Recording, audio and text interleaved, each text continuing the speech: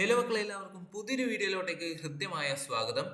ഇന്നത്തെ വീഡിയോയിൽ നമ്മൾ ഡിസ്കസ് ചെയ്യാൻ വേണ്ടിയിട്ട് പോകുന്നത് നമ്മുടെ 10ാം ക്ലാസ്സിലെ ഇംഗ്ലീഷിലെ 4ാമത്തെ യൂണിറ്റിലെ ആദ്യത്തെ ചാപ്റ്റർ ആണ് ശകുന്തളം എന്ന് പറയുന്നത്.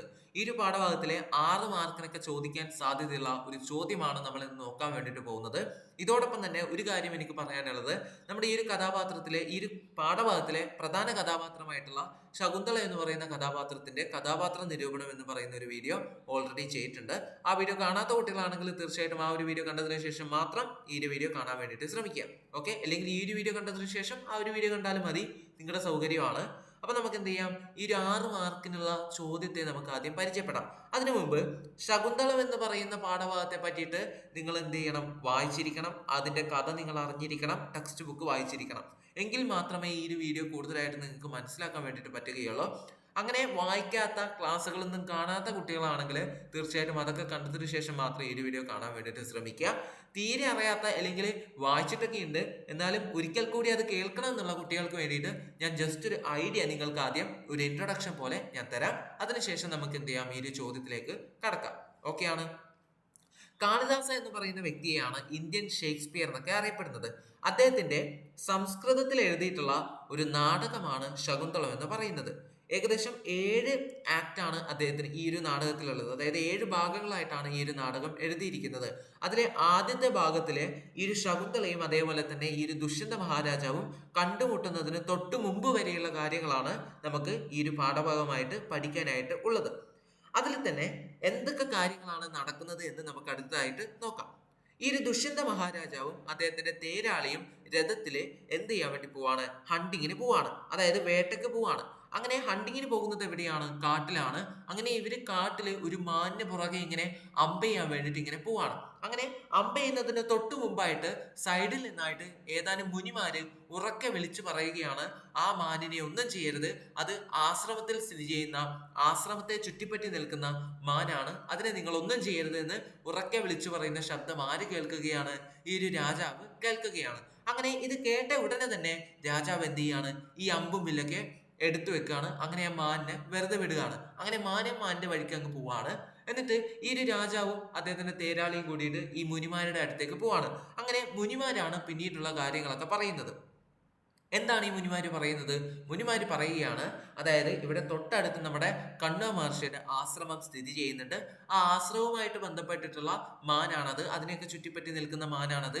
നിങ്ങൾക്ക് ആയുധങ്ങൾ നൽകിയിട്ടുള്ളത് പാവങ്ങളെ, നിഷ്കളങ്കരായിട്ടുള്ള ആൾക്കാരെ സഹായിക്കാൻ വേണ്ടിയിട്ടാണ്, അല്ലാതെ അവരെ വധിക്കാൻ വേണ്ടിയിട്ടല്ല എന്ന് കൂടി മുനിമാര് പറയുകയാണ്. അങ്ങനെ ഇതൊക്കെ കേട്ട ഈ ഒരു രാജാവ് എന്ത് ചെയ്യാണ്, ഈ ഒരു ആശ്രമത്തെ ഒന്ന് സന്ദർശിക്കാൻ വേണ്ടിയിട്ട് പോവുകയാണ്.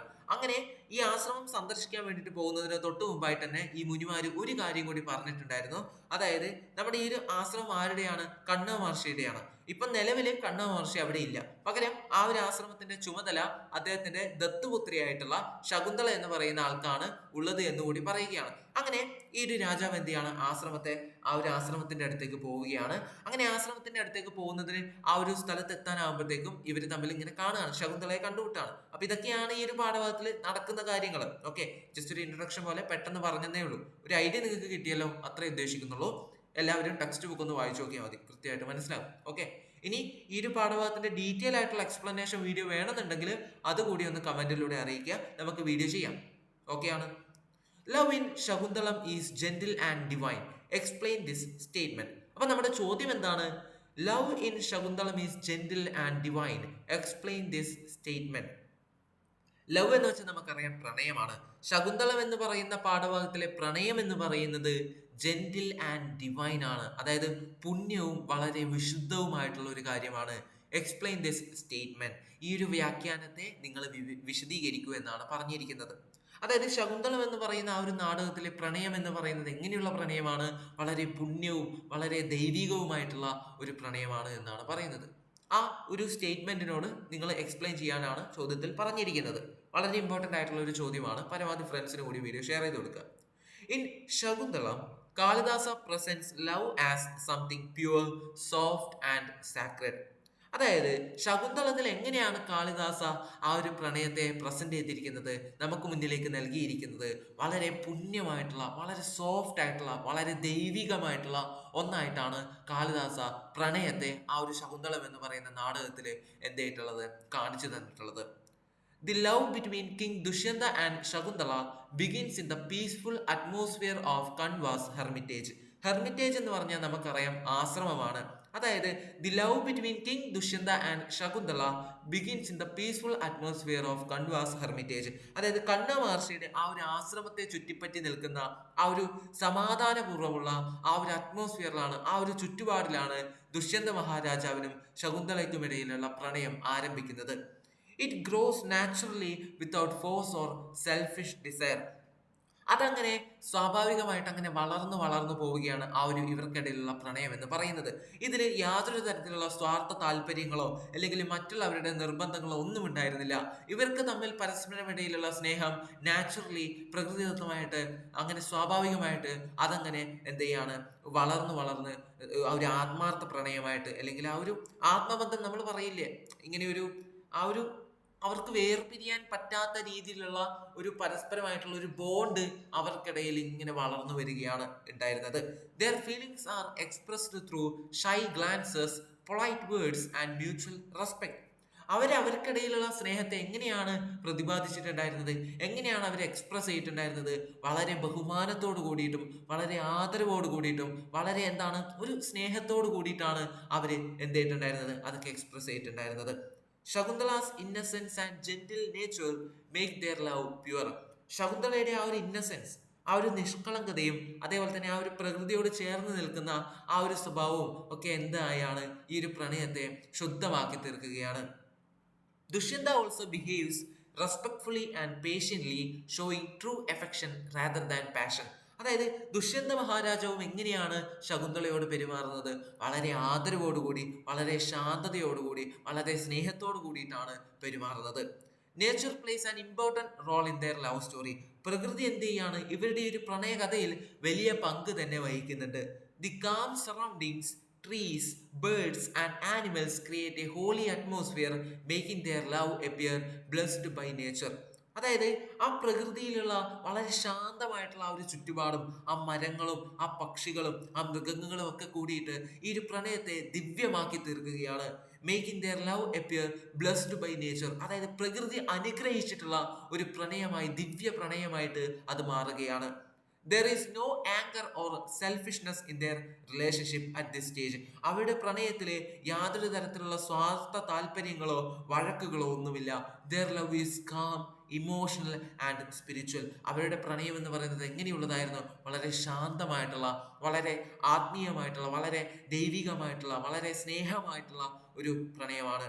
Through this Kalidasa shows that true love is not loud or aggressive but gentle, respectful and divine. Kalidasa എന്ന് പറയുന്ന വ്യക്തിയുടെ അഭിപ്രായത്തോട് കൂടിയിട്ട് അദ്ദേഹം ഇങ്ങനെ പറയാണ്. അദ്ദേഹം എന്താണ് നമ്മളെ കാണിച്ചു തരുന്നത്? അദ്ദേഹം പറയുകയാണ്, പ്രധാനപ്പെട്ട എന്താണ് അദ്ദേഹം പറയുന്നത്? യഥാർത്ഥ പ്രണയം എന്ന് പറയുന്നത് true love is not loud or aggressive but gentle, respectful and divine.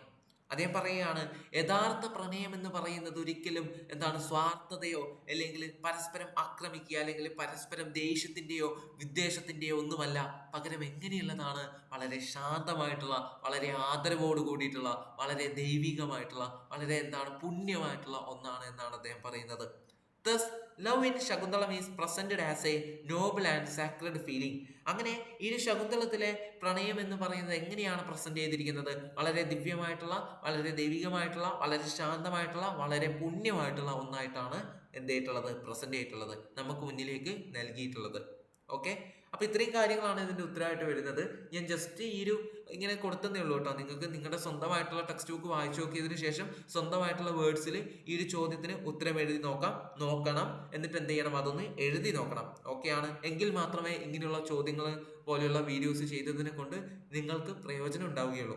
Okay, അപ്പോൾ ഈ ഒരു ചോദ്യം, ഈ ഒരു വീഡിയോ കണ്ടതിന് ശേഷം നിങ്ങൾ ഇനി ചെയ്യേണ്ടത് എന്താണെന്ന് വെച്ചാൽ സ്വന്തമായിട്ട് ഒന്ന് എഴുതി നോക്കുക. ടെക്സ്റ്റ് ബുക്ക് വായിക്കുക, എന്നിട്ട് എന്ത് ചെയ്യുക? ഈ ചോദ്യം എഴുതുക, എന്നിട്ട് അതിൻ്റെ ഉത്തരം സ്വന്തമായിട്ട് നിങ്ങൾ എഴുതുക. ഇപ്പോൾ ഒരു ഏകദേശം ഒരു ഐഡിയ കിട്ടിയല്ലോ ഈ ഒരു വീഡിയോ കൊണ്ട്, ഇങ്ങനെ ഒരു ചോദ്യം വന്നാലേ ഇങ്ങനെയുള്ള കാര്യങ്ങളൊക്കെ എഴുതാം എന്നുള്ള ഒരു ഐഡിയ നിങ്ങൾക്ക് കിട്ടിക്കാണെന്നാണ് ഞാൻ വിശ്വസിക്കുന്നത്.